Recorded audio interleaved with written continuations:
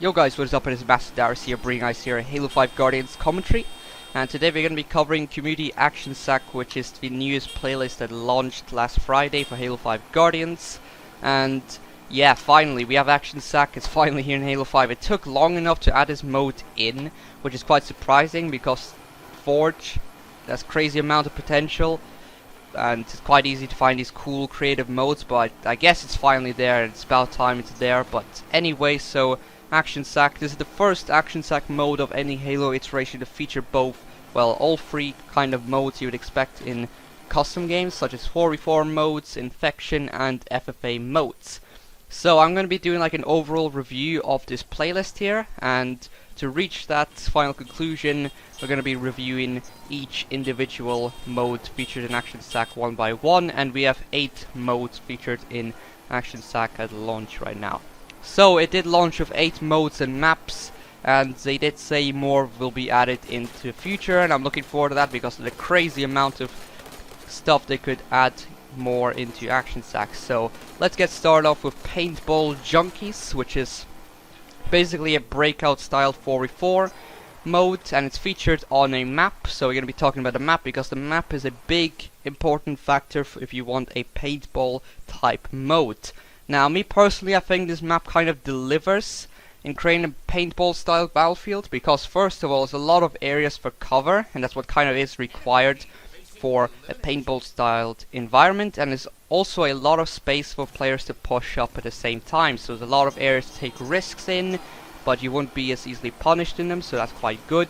So it is also quite intense, as it does do well to merge Halo with paintball, which is, so in my opinion, this is quite a good mode because of that. And also, just for a note, this does work like classic Halo versions or older Halo versions of paintball in the past, like in Halo Reach and Halo 4. So basically you spawn in with a plasma pistol and one shot kill basically. So you can just shoot once with a plasma pistol and you kill your opponent, they're out for a round, because it's like breakout obviously.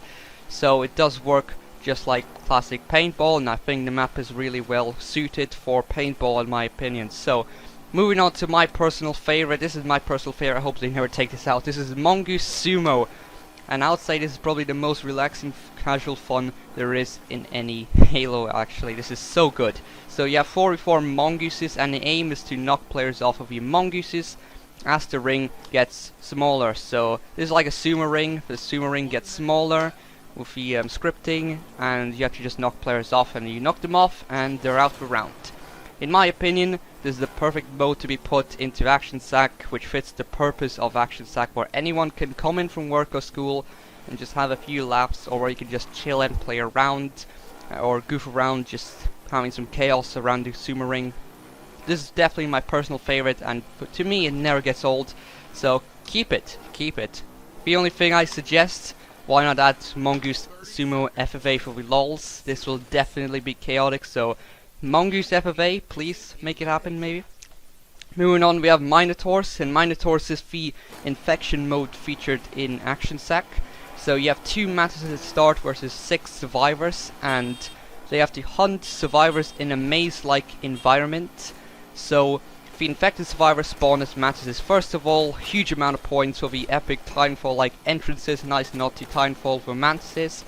There's a lot of hiding spots around the map. You have bushes, and you have the maze walls protecting you kind of, and you have a lot of broken debris that the Mantis can break off, and you can kind of hide underneath them if you want to, and everyone has equal chances of surviving or being found. Points as well for being quite terrifying is the Mantises appear out of nowhere. These huge mech units just stare at you and fire missiles at you. It's pretty terrifying if you ask me. And I like how there's a chance for anyone to improvise and kind of escape from your predators to find a new spot. That's the way it should be. So this is a hide and seek type mode, and to some players hide and seek type modes can get boring from time to time, which is the negative of this mode, because it is basically hide and seek type modes. Also the Mantis stomp sucks. That's also another negative, but that's the Mantis' fault. But so yes. Players would of course prefer just shooty type modes where you just blast your opponents in the face, or like hide and seek mode, so this may get boring over time. we'll just have to wait and see.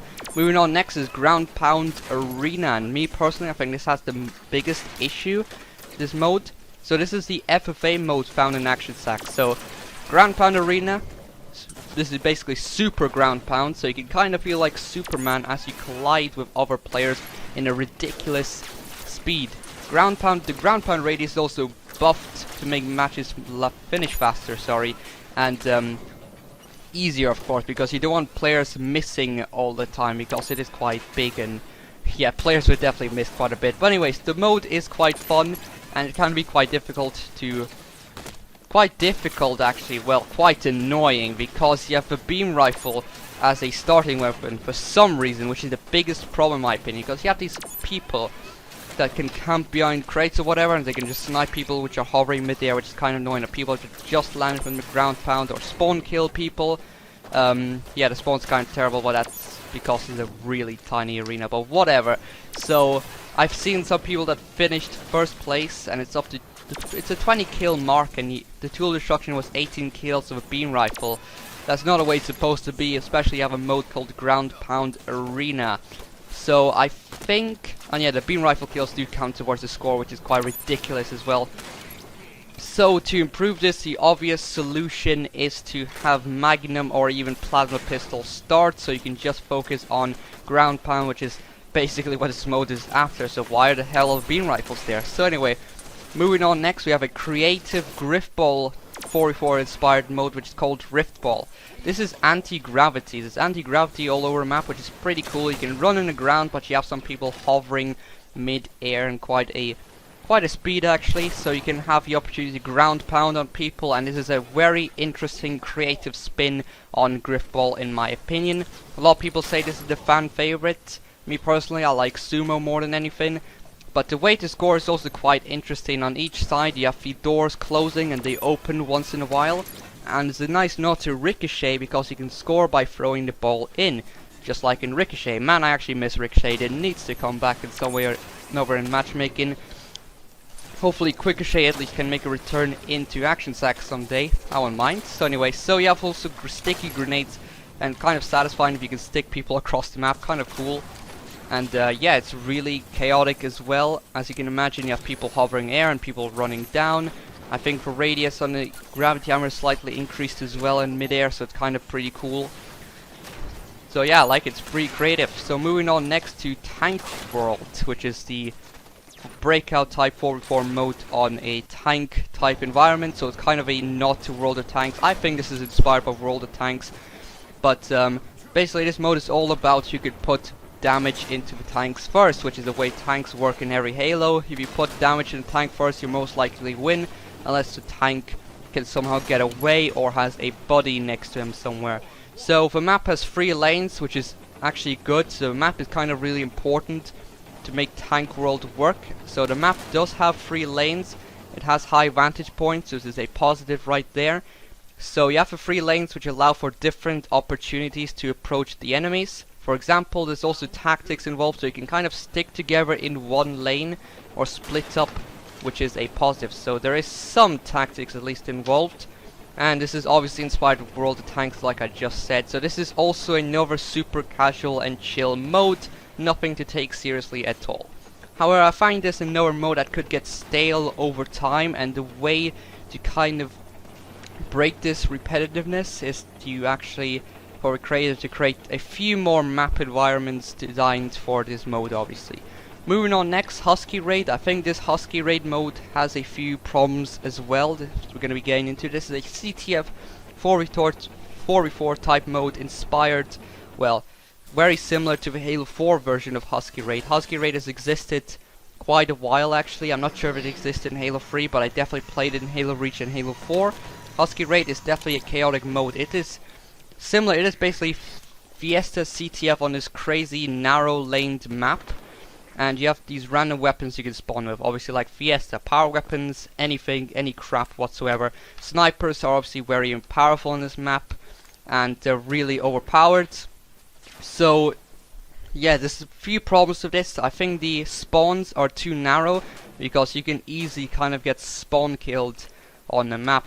There have been There's been reports of spawn camping abusers, so basically you'd have people snipe the players that spawn in, and then players would kind of charge in with a gravity hammer. The people with gravity hammers or the rockets, whatever, would kind of get next to the spawn and just smack the players as they keep on spawning, and that's not really good, obviously, that people quit then. So the map does suffer from spawn kill abuses. To kind of improve on this, I would suggest making the spawn points wider, so you can't really control the spawns with your gravity hammer or whatever. They can kind of spawn behind you and kick your ass, so you can't really get spawn kill. That's the way it worked in, I believe, a Halo 4 map. The spawn points were wide enough so you wouldn't get spawn killed over and over again. So that's the way it should be. And yeah, and some people report there have been better Husky raid maps than this version here, so I would suggest maybe adding 1 or 2 more Husky raids to the mix to also reduce repetitiveness. So yeah, so moving on to the last mode featured, which is Mantis Breakout. Is also one of my favorite modes, actually. Quite creative, quite cool and original. Well, kind of a cool nod to Titanfall as well. So this is a 4v4 type breakout mode on a breakout style simulation. Obviously we're going to be talking about the map here, because the map is really important for making this mode work. So in my opinion, the map is perfectly designed for the vehicle, the Mantis, obviously a mech. So kind of important there. There's a lot of cover around the map and a lot of vantage point for Mantis to get on and kind of shoot their rockets on the other Mantises. There's also a lot of different ways to approach the map, and the map is still not confusing because of this. You kind of still know which side of the map you're going to, which way this way actually leads, so it's not confusing, and no radar makes it a lot better and suited for this mode. This is a very fun mode in my opinion, and it's a nice nod in Titanfall, like I said. The map also has a lot of space to maneuver around for opponents, and it's not simply who can gang on one Mantis or who shoots first gets the kill. It is a bit more complicated about that because of a map. So a map does well to make this mode actually work and quite interesting. So solo Mantises can also have a chance to retreat from a gang of Mantises because of the way the map is kind of designed. So you wouldn't be punished if there's a gang of Mantises unless they're up your face, obviously. So flanking is also possible, so there's room for some strategy at least. So for me, this is a very good mode, and I personally love mech battles, so I'm a huge fan of this. This might be my second favorite mode. So overall, this is a good start for the action sack modes. It gets points for having a mix of infection, FFA and 4v4 modes. And personally, I think this was a great idea from Free to go with community maps and modes, as there is a infinite potential due to the new Forge, which is excellent, and there's a lot of creative cartographers out there. Some of which should definitely create some maps lined up for action sack in the future, definitely. There's stuff like Defron, which is very similar to Indiana Jones, if you guys know that. I personally would like to see that in the future.